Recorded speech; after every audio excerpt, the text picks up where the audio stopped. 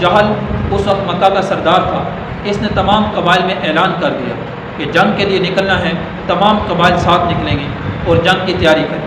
3 دن میں انہوں نے جنگ کی تیاری کی۔ اب 3 دنوں میں مکہ کا کوئی سردار ایسا نہیں تھا جو جنگ سے رہ گیا۔ ایک ابو لہب تھا جو رہ گیا، لیکن اس نے اپنی جگہ اپنے قرض دار جو تھا، جس ایک شخص نے اس کا قرض دینا تھا، ابو جہل کا بھائی تھا، اس کو اپنی جگہ بھیجا۔ اور کوئی شخص ایسا نہیں تھا جو خود نہ شریک ہوا ہو، اگر کسی مجبوری کی وجہ سے خود نہ شریک ہوا ہو تو اپنی جگہ بندہ بھیجا۔ اب جب مکہ میں تیاریاں ہوئی، خوب انہوں نے تیاریاں کی، اور جب یہ لشکر مکہ سے نکلنے لگا، امیہ کا ہم نے پہلے تذکرہ کیا تھا کہ حضرت سعد کی جب عمرہ کرنے گئے تھے، ان کی آپس میں چپکلش ہوئی تھی، ابو جہل کی اور حضرت سعد بن معاذ کی، اور امیہ کو بھی اور ابو جہل کو بھی حضرت سعد نے کہا تھا کہ اللہ کے نبی نے فرمایا کہ تمہیں قتل کریں گے۔ اب امیہ اس ڈر سے جا نہیں رہا تھا۔ ابو جہل نے اس سے کہا کہ اگر تو نہیں جائے گا تو لوگ کہیں گے اتنا بڑا سردار نہیں جا رہا، اتنے تیار لوگ تو تیری وجہ سے رہ جائیں گے۔ اب ادھر ابو جہل نے اس کو تیار کر لیا ساتھ لے جانے کے۔ بہرحال یہ سارے قبائل آپس میں تیار ہو گئے نکلنے کے۔ اب کتنی تعداد ہے ان کی؟ 1300 تعداد ہو گئی۔ اسلامی لشکر ہے 313 اور اس لشکر کی تعداد ہو گئی 1300۔ اب اس میں جب مکہ مکرمہ سے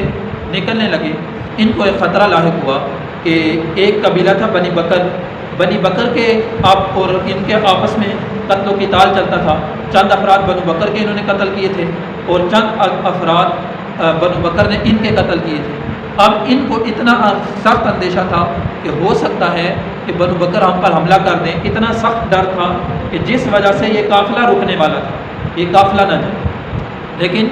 اس وقت جب یہ سخت خوف ان کو دامن گیر ہوا، اس وقت سراقہ بن مالک یہ مدلجی ہیں، اس کی شکل میں ابلیس نمودار ہوا اور اس نے آ کر ان کو بہت تسلی دی کہ میں ضامن ہوں اس بات کا کہ بنو بکر حملہ نہیں کریں گے، اور کہا کہ میں بھی تمہارے ساتھ چلتا ہوں۔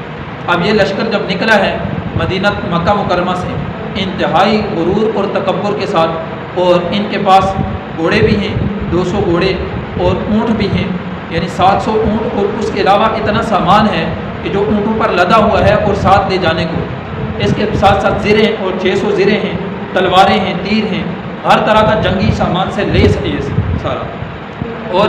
بعض روایات میں آتا بھی ہے کہ ابو جہل نے جب نکل رہا تھا تو اس نے کعبے کے غلاف کو پکڑ کر دعا کی کہ اے اللہ، جو لشکر حق پر ہے اس کو فتح دے اور جو باطل پر ہے اس کو شکست دے۔ اب خود دیکھیں اپنے کو حق پر سمجھتا ہے، لیکن حقیقت میں اپنے لیے بد دعا کر کے جا رہا ہے۔ اب مکہ مکرمہ سے نکلے جوفہ مقام، مکہ سے نکل کر جو میقات ہے جوفہ میں پہنچے۔ جب جوفہ میں پہنچے تو اس طرف اگر دیکھیں کہ دوسرا جو ان کا قافلہ آ رہا ہے، جب ابو سفیان نے اپنے قافلے کا رخ بدلا، جب اس کو پتہ چلا کہ مکہ کا لشکر آگے ہے،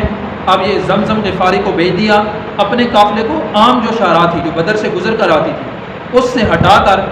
بحر احمر جو تھا دریا، اس کے ساتھ ساتھ ساحل سمندر اپنے لشکر کو ڈال دیا۔ اس طرف سے ہوتا ہوا ان کا لشکر جب نکل گیا، ابو سفیان کو اطمینان ہو گیا کہ ہم مسلمانوں کے تعاقب سے نکل گئے۔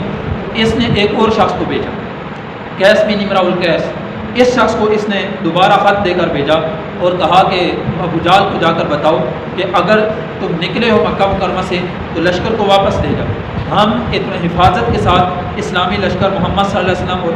مدینہ والوں سے چھوٹ کر نکل آئے ہیں، لہذا اب واپسی کرو۔ یہاں ابو جہل کو جب یہ خط پہنچا جوفہ میں تو اس وقت آپس میں قریشی لشکر کی آپس میں یہ اختلاف ہوا کہ واپس جانا چاہیے، لیکن ان میں ابو جہل جو تھا اس کا دماغ پہ یہی سوال تھا کہ ہم نے جانا ہے، واپس ہم کسی صورت میں نہیں۔ اور بنو زہرہ کا ایک سردار تھا اخنس بن شریح، اس نے اس سے کہا، بنو زہرہ کا حلیف تھا یہ شخص اور یہ بھی سردار تھا مکہ کے بڑوں میں سے تھا، اس نے ابو جہل سے کہا کہ واپس چلنا چاہیے، لیکن ابو جہل نے نہیں مانا۔ پھر 300 شخص بنو زہرہ کے تھے، 1300 کا لشکر نکلا تھا، 300 شخص بنو زہرہ کے تھے، ان کو ساتھ لے کر یہ واپس نکلا، اور بنو زہرہ نے اس واپسی پر جو اس نے واپس لے کر ان کو آیا، اتنا احسان اس کا مانتے تھے کہ بعد تک اس کی تعریفیں کرتے تھے بنو زہرہ۔ اب ابو جہل سے جب کہا تو ابو جہل نے کہا کہ ہم واپس نہیں لوٹیں گے، ہم نے اپنے ساتھ یہ لڑکیاں بھی لے کر آئے تھے، کنیزیں جو اس وقت کی گانے باجے والی، اور شراب بھی لے کر آئے تھے، اور روزانہ جب مکہ مکرمہ سے نکلے تو روزانہ ایک دن 9 ایک دن 10 اونٹ ذبح کرتے تھے، یعنی آپس میں اتنا وافر مقدار میں غرور و تکبر کے ساتھ اور عیش و عشرت کے ساتھ نکلے تھے۔